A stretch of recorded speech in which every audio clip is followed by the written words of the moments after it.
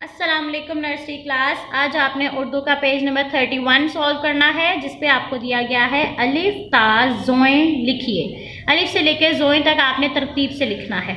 अलिफ, अलिफ मद आ,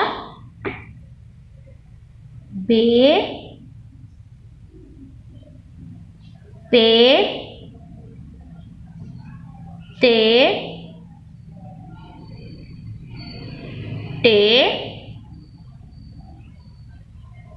से, जीम,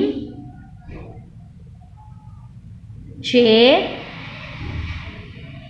हे, खे, दाल, डाल, जाल, रे, रे, जे, ये, सीन, शीन, स्वाद, ज़्वाद, तोएं, ज़ोएं।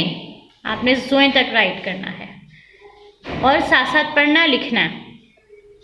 हरूफ की आधी अशकाल बनाइए। ये आपको हरूफ दिए गए, इनकी आधी शक्ल आपने राइट करनी है। सीन, सीन की आधी शक्ल 1 2 कर्व डाउन। सीन, आगे शीन भी इसी तरह, बस ऊपर 3 नुक्ते आ जाएंगे। 1 2 कर्व। शीन, स्वाद, ऊपर से नीचे आना है, कर्व, स्वाद, ऊपर से नीचे कर्व, ज़्वाद। अब आपने बहुत प्यारी राइटिंग में इसको सॉल्व करना है। अल्लाह हाफिज।